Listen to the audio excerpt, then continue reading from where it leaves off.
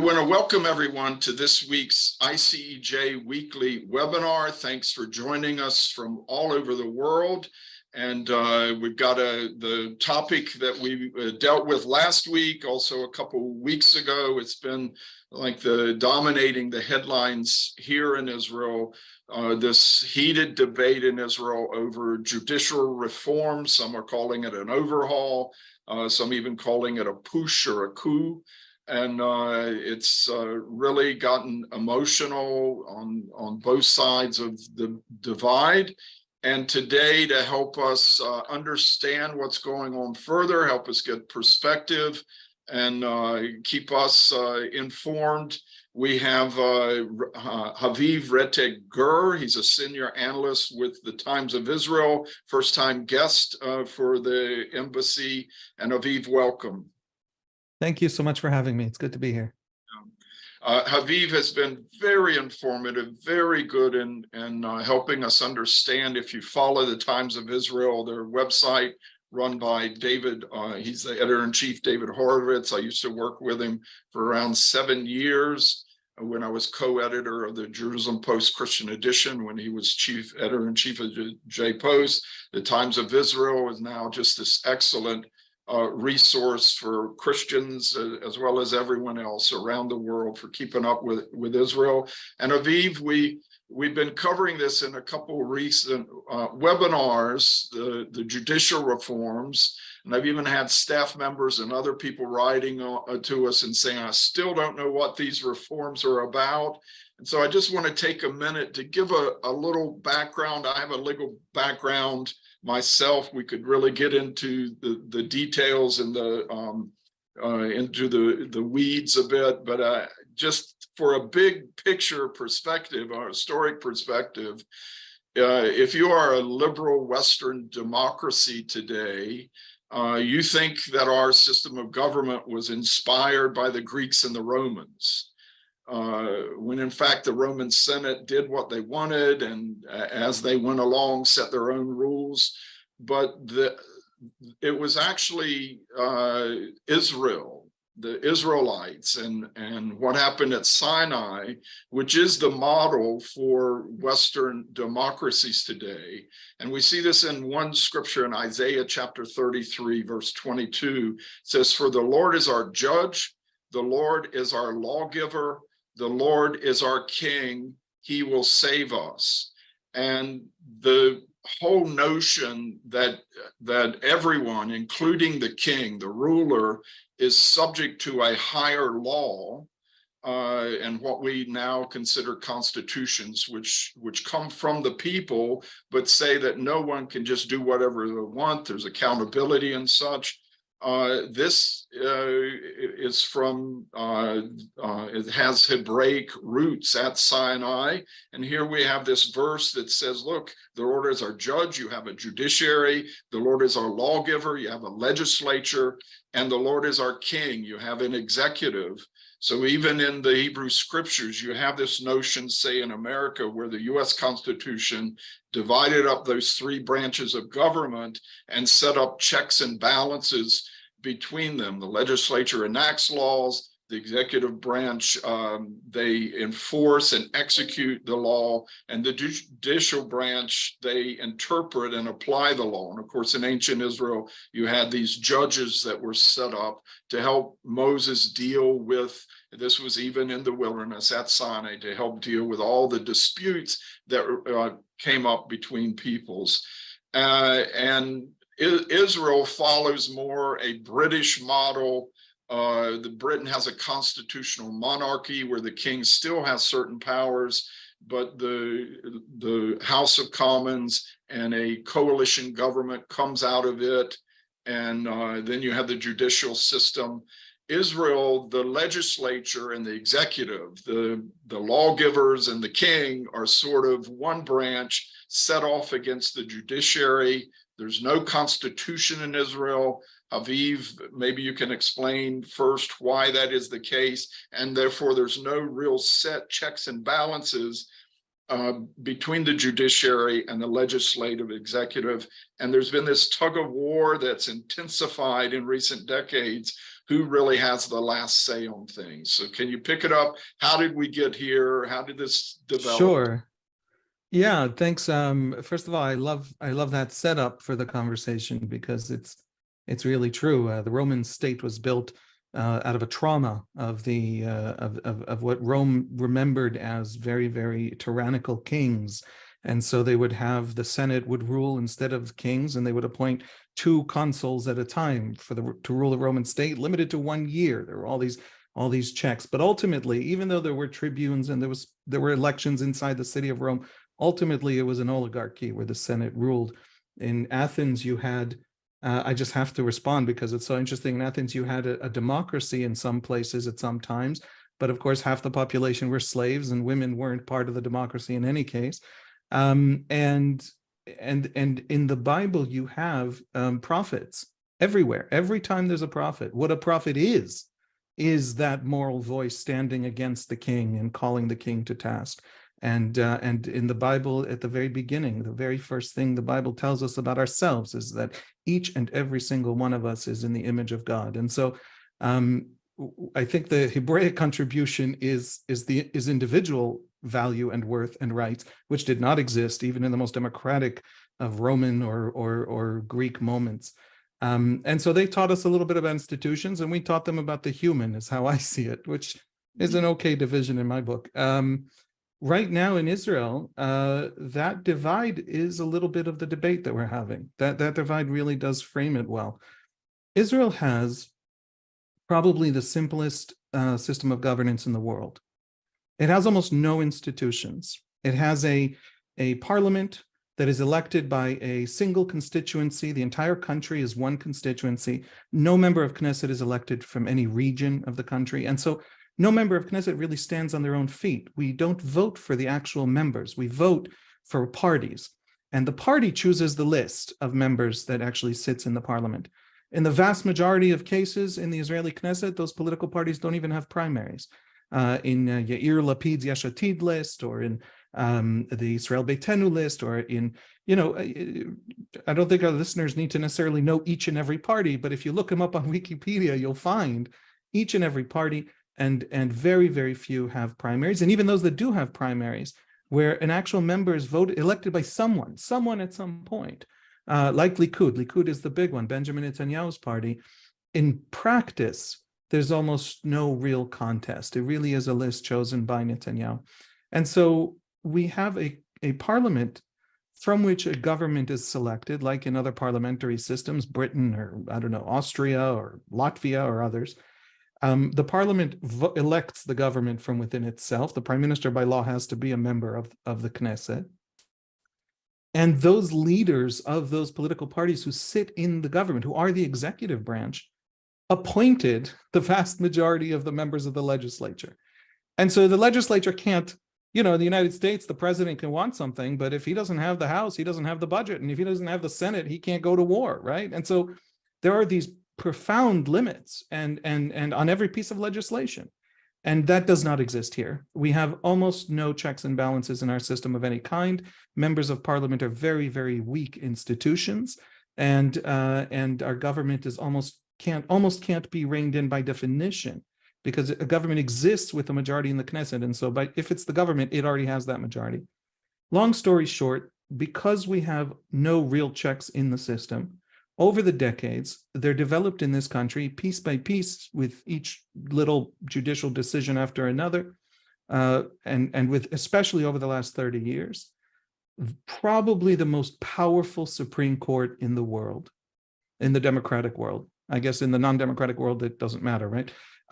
In the democratic world, we have a court that on issues, if any listener is a lawyer, on issues of standing, in other words, who can actually come to the court to complain about something the government is doing or something that they feel needs to be redressed, on justiciability, what issues are actually addressable by legal means in a court?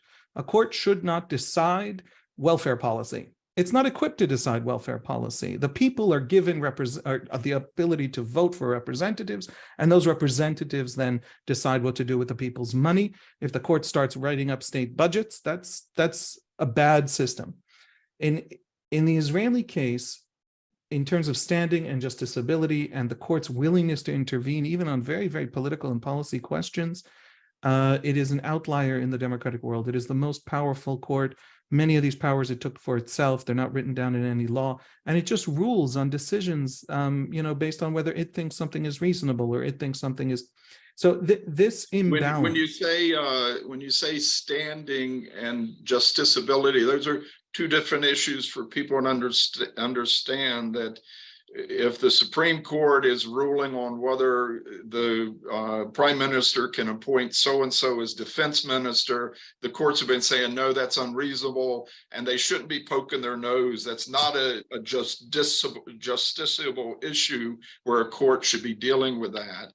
And standing is whether I, as an individual, have a right to go to a court and say the prime minister is doing something wrong. Do I have any stake in it? How's it going to impact me? And that's gotten very watered down and blurry, where any citizen over the past couple of decades in Israel can just say, I don't like the prime minister, he's not doing it right. And the Supreme Court can hear the case, even though he may not have any dog in the fight at the end of the day. Right. And in the American court system and in the British court system and in the German court system, those are very powerful limits. You cannot just personally, randomly be in, I don't know what, you're a resident of Maryland and be just deeply insulted by some policy enacted in Nebraska and turn to the American Supreme Court to try and tell Nebraska what to do. Yes. Unless you're literally a party in an interstate commerce case, right? But imagine you have no connection. You can't just, in Israel, you can. And there are NGOs that do a brisk business in that. They appeal to the Supreme Court. Appeals to the Supreme Court go into the hundreds and sometimes thousands per year on these questions. And so it's part of our system of government.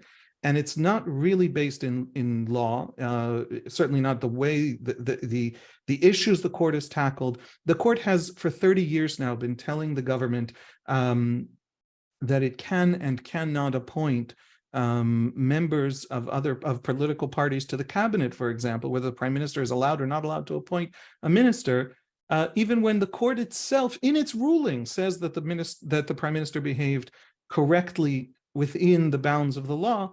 But appointing this person who faces an indictment or in his past years has a conviction against him on corruption charges, that appointment would so hurt public faith in government that it's unreasonable.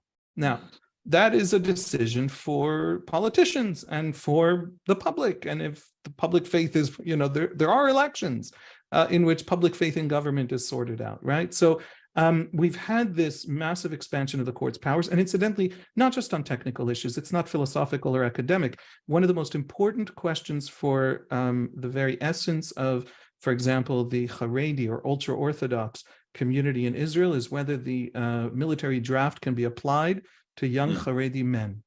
In the view of that community, military service would pull them out of their studies, open them up to all kinds of moral hazards that they think would be terribly damaging to their community, to their lifestyle, to their religious beliefs. And the court and the Knesset has produced over the years, I believe, 5 different agreed upon with majority vote pieces of legislation that sort out who and when and how people will be drafted so that the ultra-Orthodox community doesn't face that problem that it feels is existential.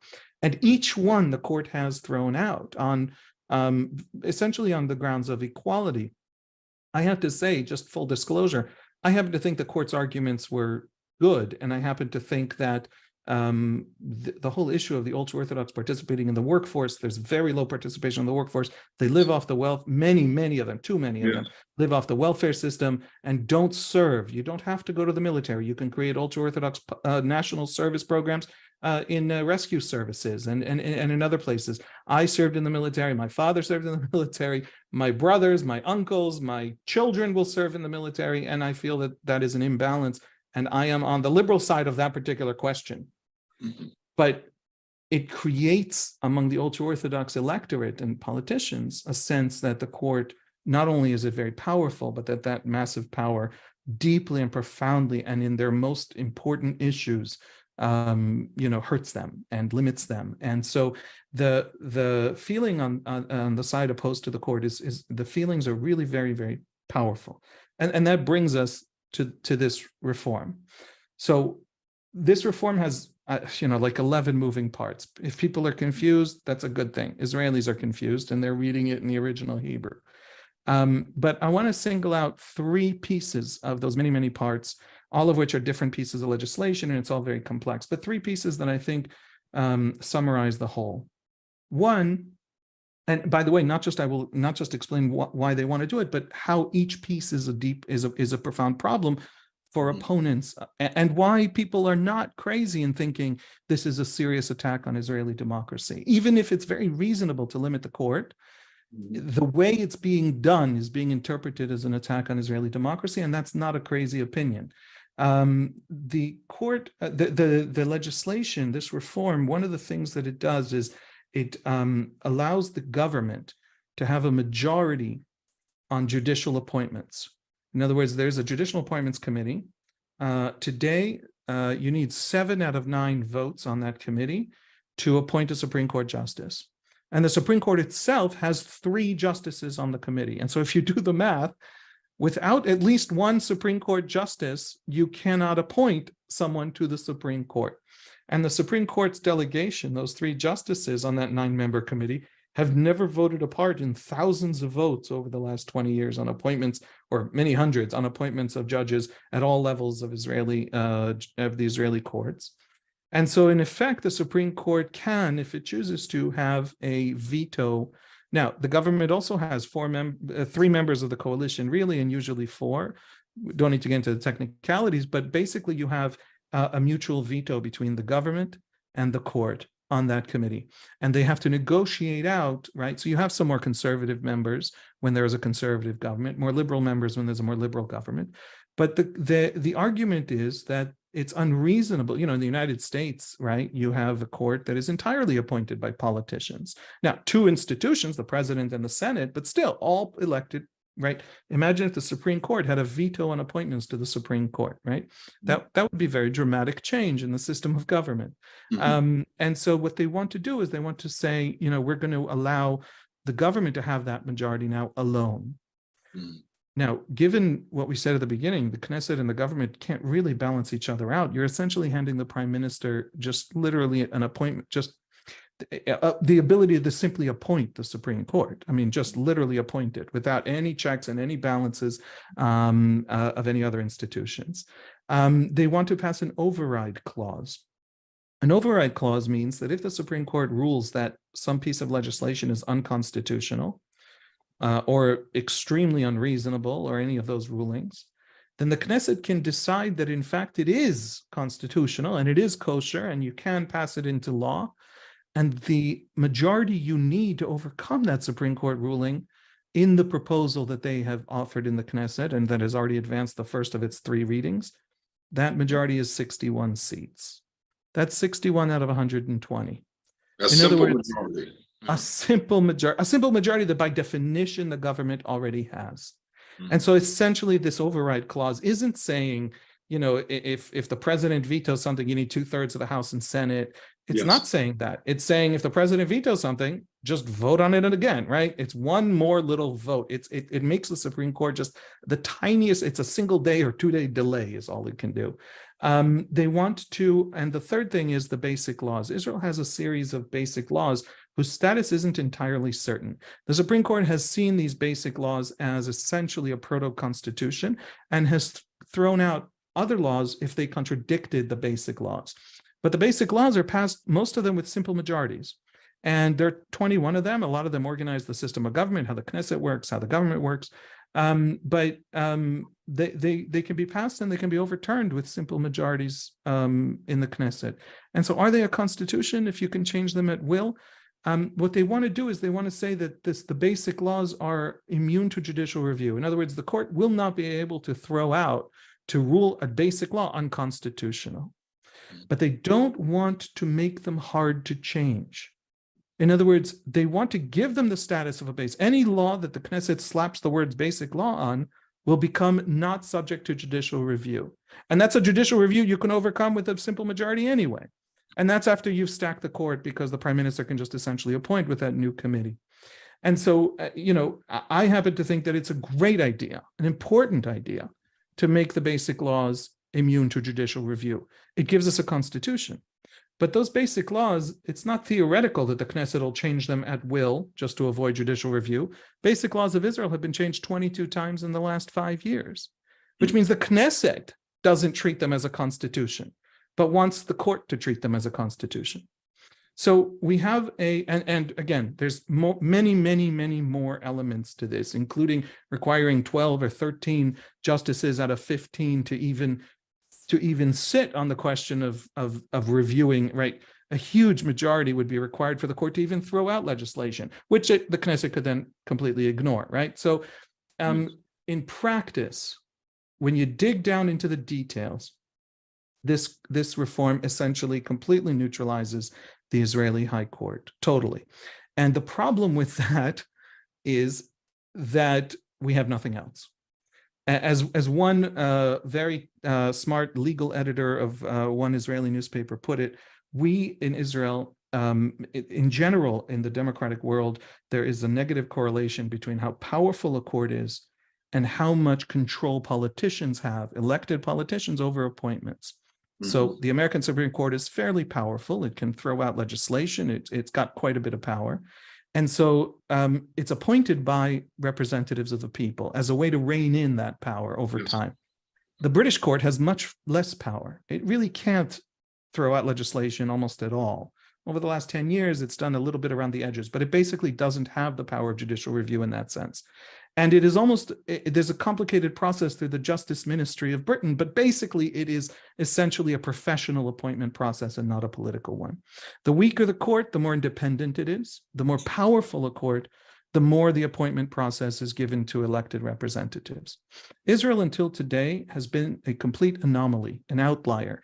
It has been an extraordinarily powerful court, maybe the most powerful in the free world, and with almost a veto on its own appointments, incredibly independent and very powerful.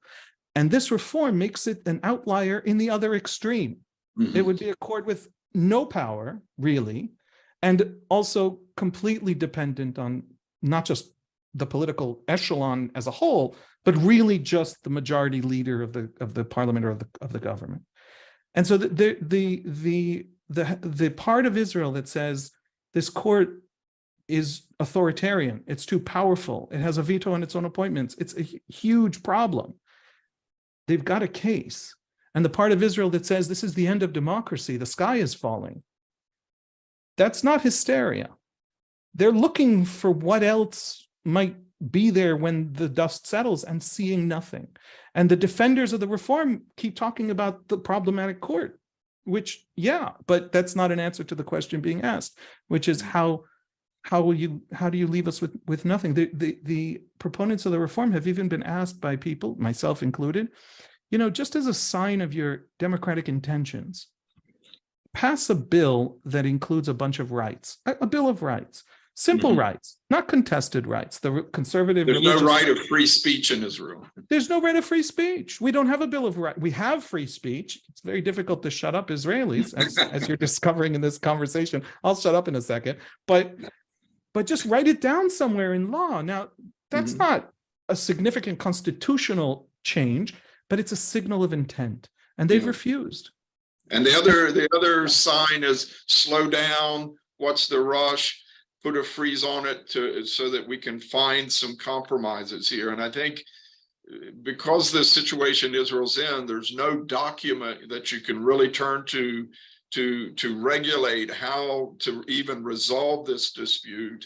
You've had this several decades of overreach and power grab by the judiciary, and now this government that finally came in very right of center after so many deadlocked elections. Now they're coming in and trying to overreach the other way to grab power back for the Knesset. And there's a compromise in the middle that's just begging for everyone to come to it where you set certain, if you want to pass a basic law, it has to have a super majority. If you want to appoint judges, you have to have some sort of mechanism that you're always finding compromise candidates or consensus candidates, and it's sitting there. But the government, how many of these three areas you're talking, the main areas of the basic laws, the override, and the appointments committee, they've passed first reading. They need 2 more readings, and the current government says we want to pass it all before Passover, which is only 2.5 weeks or so away. Right. They'll pass some, they can, if they want, pass some of these pieces. Each actual element is at a different stage. And right now, today, they're spending a lot of time, the thing we didn't talk about is everything happening around it, the context, all these bills that Netanyahu is pushing through to enable him to receive gifts from family members, and It would give him immunity. He wouldn't have to recuse himself. Yeah, right. Which is a reasonable, again, debate and a reasonable, position. Make a prime minister not have to recuse himself from things, and also make a prime minister immune for the duration of his term to prosecution. Which is what you have in the U.S. with the president. He has a certain limited immunity as president. And right. And in France, complete. Yeah, the only way to remove him is not through the Supreme Court, but an impeachment process. But as I understand it, every place that does have a kind of immunity for the head of state, which makes sense because the head of state should be focused on running the state, also has term limits. And Israel doesn't have term limits. And so, again, it's this thing where they're saying something reasonable and then passing this thing that helps them massively and doesn't have any limits on power. And so they're doing it in a way that convinces the other half of the country that it really is ultimately authoritarian. But several of these elements have already passed. You need 3 votes in the Knesset to pass it into law. Several of these elements have passed a first vote. In the most, egregious and problematic, when you pin down some of the authors, some of the right-wing think tanks in this country that actually produce this legislation, you go to their conferences and you say to them, wait a second, you actually think the basic law should be immune but also easy to change? You actually think that the override should be 61? You believe this? Every single one of them will tell you absolutely not, absolutely not. It's an extreme opening position. They were meant to negotiate, but then the liberal half of the country, the center left of the country, was so horrified and became so convinced this is a war on democracy that they won't even negotiate, right? To which I said, well, you guys you're introduced a bill that cancels the last check and balance we have in the system. Well, what did you, right? You were being very, very clever, but the hubris of thinking that you could push forward something so that you yourself now argue is unreasonable and dangerous. So we're at a place where it's all moving forward. You're talking about the Kohelet Policy Forum.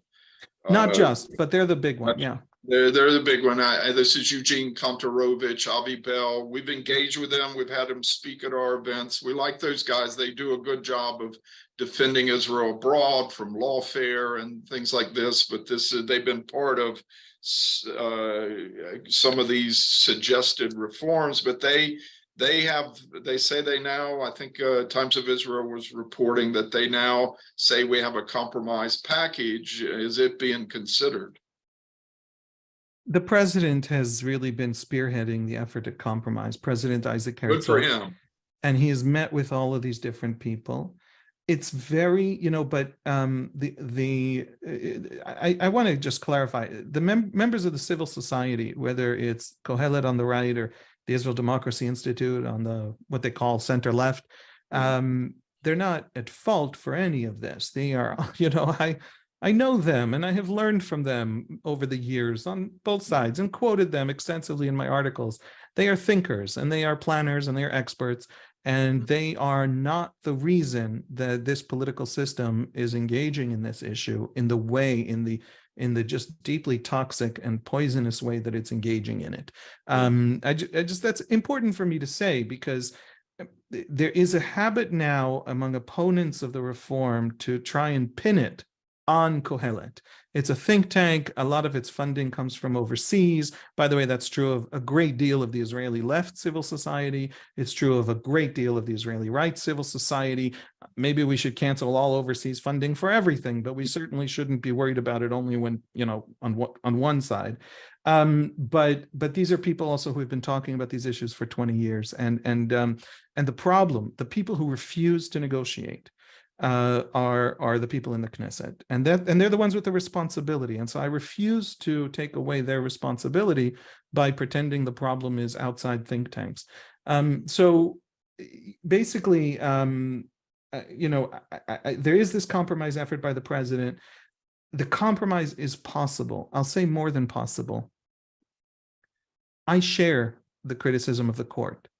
I share it because some of my teachers over the years on the left, people like a former professor of law, she's now passed away, Ruth Gabizon, one of the great legal scholars of this country over the last few decades, really a progressive liberal, one of the founders of the Association for Civil Liberties in Israel, which is a little bit modeled on the American ACLU.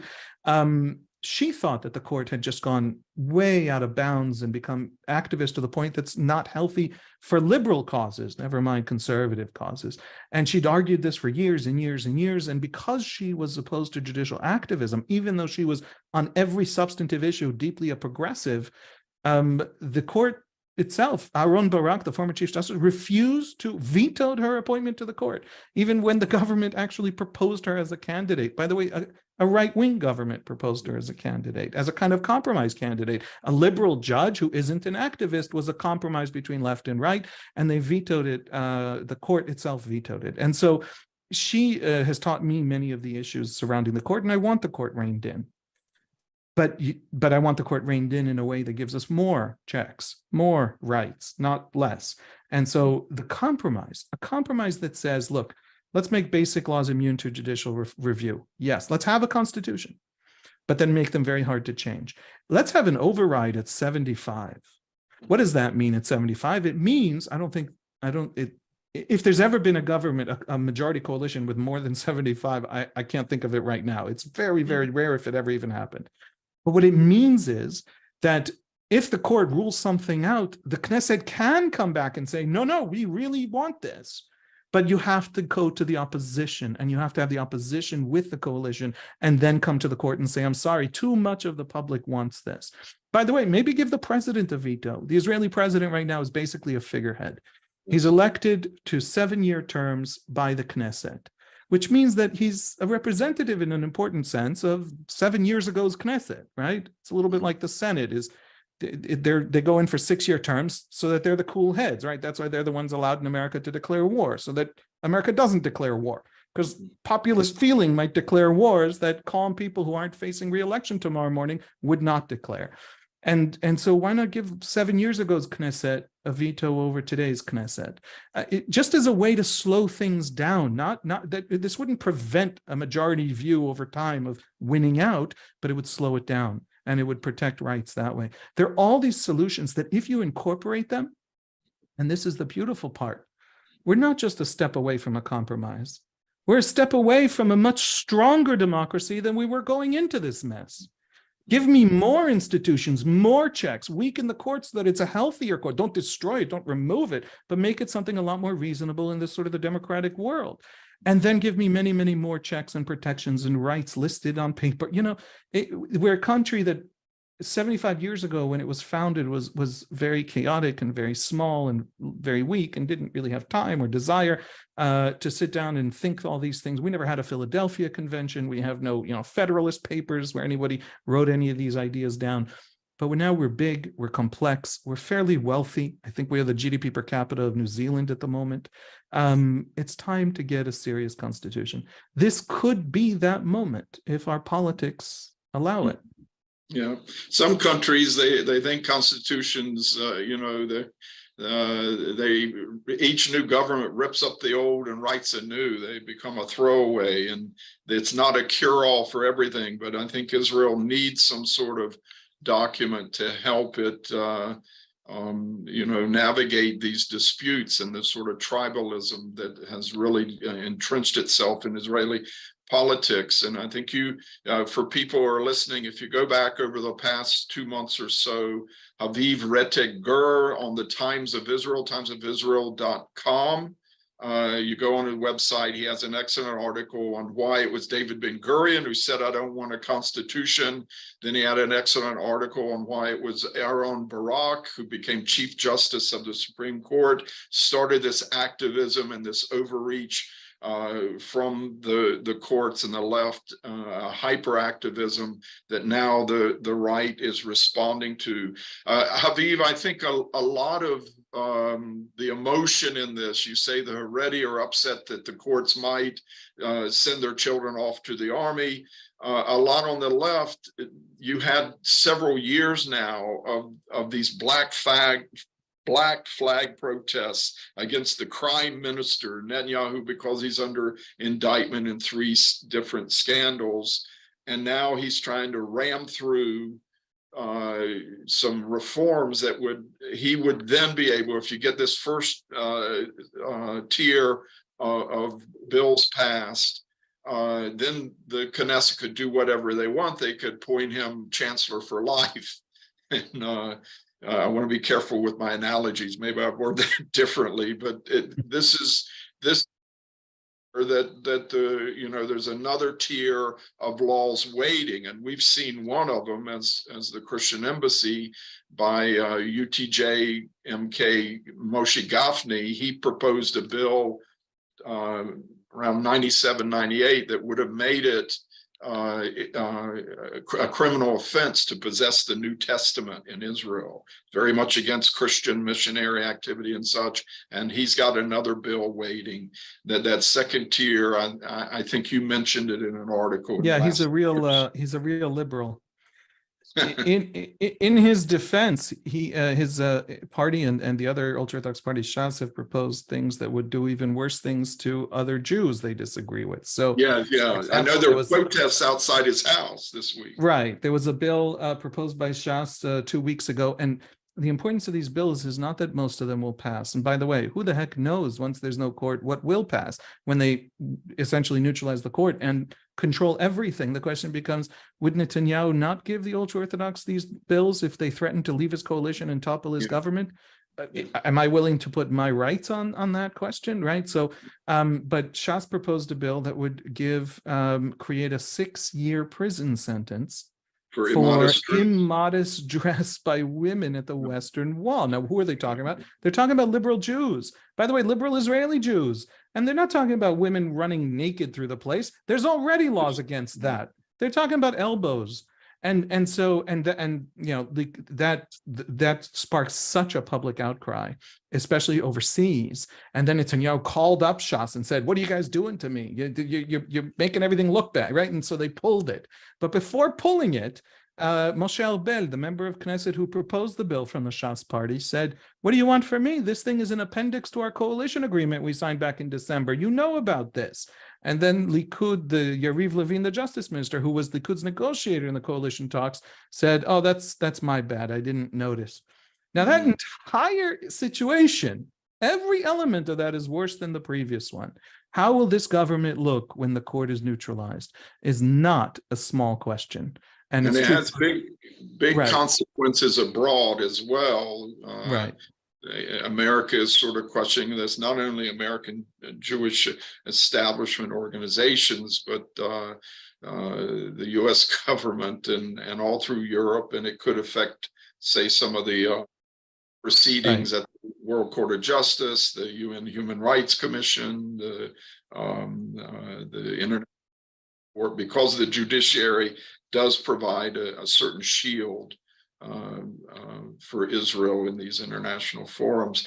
Okay, look, the Supreme Court sort of poked the bear at the very start. The government was sworn in. The next week or so, they say, Prime Minister Netanyahu, it was extremely unreasonable for you to appoint Aryeh Deri, who just pled guilty, a plea bargain on tax evasion charges. He can't be Ministry of Interior.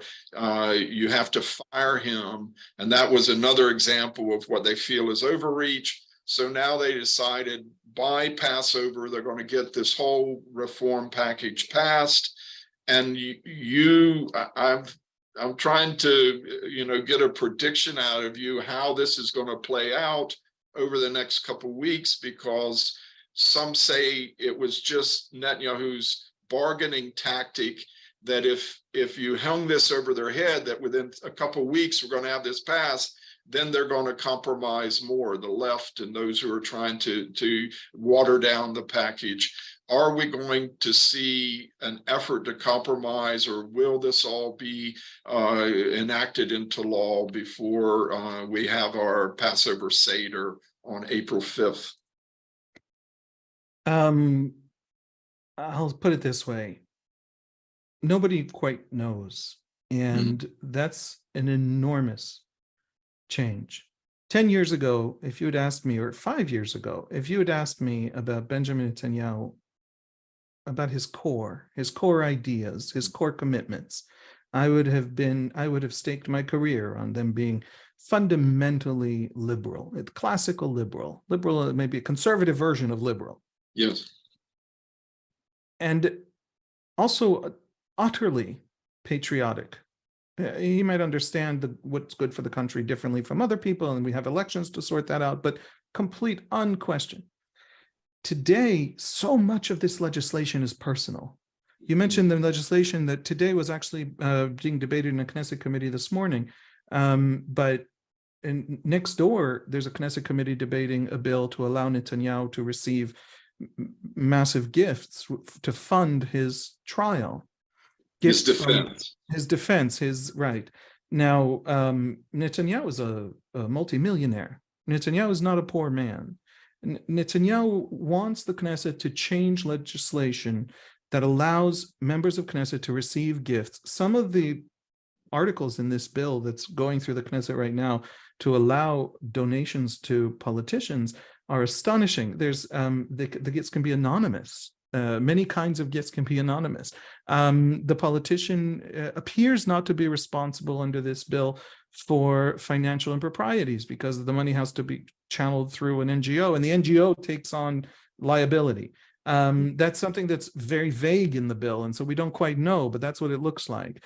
The bill doesn't even require proper accounting. There's no it's a huge problem. It also doesn't define. It allows members of parliament to receive donations from for medical or legal proceedings. Now, legal proceedings is obviously meant for Netanyahu's trial, but it's vague enough to include libel lawsuits.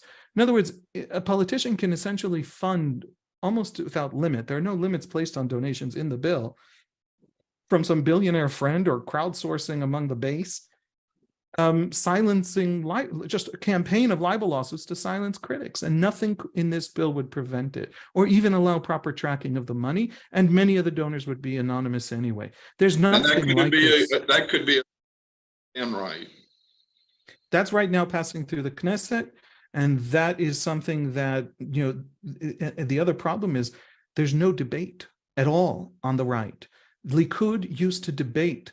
The Likud used to be this place where people were screaming and shouting. Likud primaries had camps and they fought. And when you went to the Likud primaries, they would always be in these big campgrounds because there were 140,000 people would vote in them. And there'd be people screaming and shouting. You'd have booths. It's like classical. I'm talking 15 years ago. And Sharon went and grabbed the microphone. One of the famous. Exactly. There are these famous moments. It was very colorful and very, very democratic. In the 90s, bills that the Likud prime minister would want to pass would be debated loudly in the Knesset, and the people yelling most loudly at each other would be Likud members at other Likud members.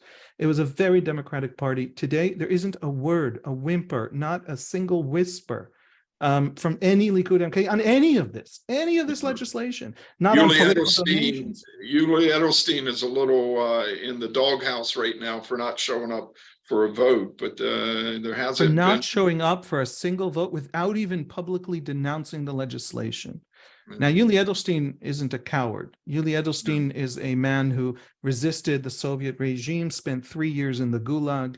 Yuli Edelstein is a remarkable man. He's also married to the daughter of a billionaire. He is also, he doesn't, nobody has any financial pressure that they can exert on him, but he faces a very simple political reality, which is that the party is completely controlled by a single person. And that's new.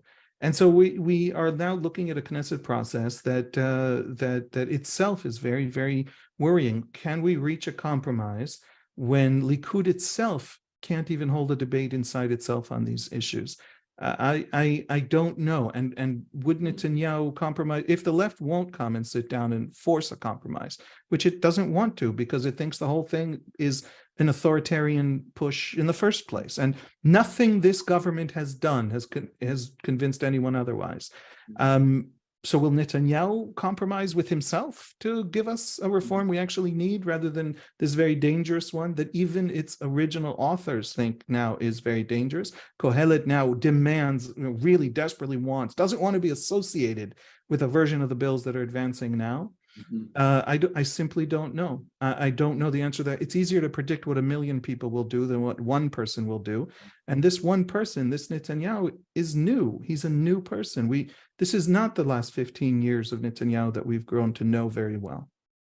Yeah, I know that some have been waiting for, something to stir within the Likud. There have been press reports that there are quite a few that oppose it. If you have 64 in the government, you only need 4 or 5 of these guys to say let's, and it's not to really defy the prime minister, but really help him climb off this limb and say, let's slow this down and have a consensus compromise, a broad consensus on some common sense compromises. Right. And by the way, they won't pause just for the compromise. They won't pause at the president's request. They they are making it hard to keep the benefit of the doubt open. And this is a question that we can't afford to get wrong as a country. And so there's a level of polarization and a politics that even if this could be a good thing, if there is this compromise that leaves us stronger than before. By the way, that's something President Herzog says, a former head of the Labor Party of the left. This could be a moment that leaves us twice as democratic as we were before. Never mind, not less democratic. Yes. But there simply doesn't appear to be the political capacity in this government to do that. And so I don't know how to calm the fears of the center left. I wish I did. I'm usually an optimist. I'm still an optimist in the sense that this is a country with good fundamentals. It'll weather this problem, but this could be a crisis unlike anything we've seen before. President Herzog was taking some heat from the left that he wasn't speaking out more. I took it as a sign that maybe he has a channel open to the prime minister, trying to work out, some avenue, some route for a compromise to take place. But he did speak out very forcefully the other day, finally, for the first time, saying we're headed for a disaster. And maybe that's a sign that line of communication is broken down. I think it's a sign of that. I don't know from the inside, but my interpretation from listening to him is that it's a sign of desperation. Okay. Yeah. All right. We need all the Christians out there listening to this, and you and all the people in your churches and your prayer groups, your Bible studies. Please be praying for Israel right now. It's not total disaster, but this is really my 25 years of living here. I've been visiting Israel and connected with it for 40 years. This is a very watershed moment.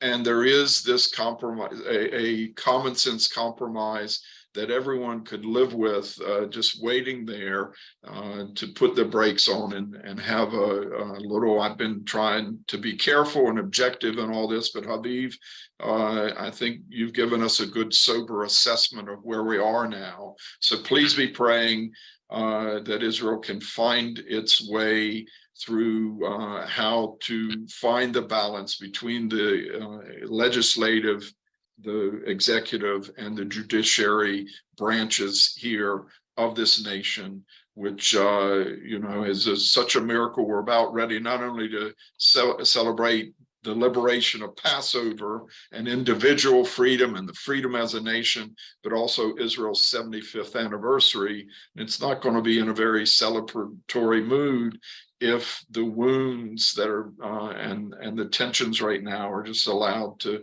fester, and that nothing happens here that'll help healing this. We thank you for your time. You've been very informative, very instructive, helping us to understand where we are. And all the best to you as you continue reporting, Aviv. Thank you. Thanks for having me.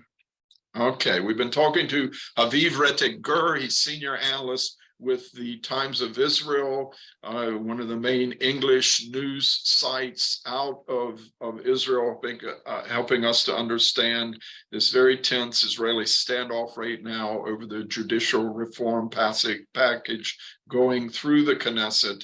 And we thank you for tuning in to this week's ICEJ weekly webinar. You want to join us again next Thursday, 4 p.m. Israel time. We'll be taking up another topic. I think right now I'm leaning towards this Iran-Saudi rapprochement, this agreement that they've gone to help mend relations. What's the impact for Israel, the region?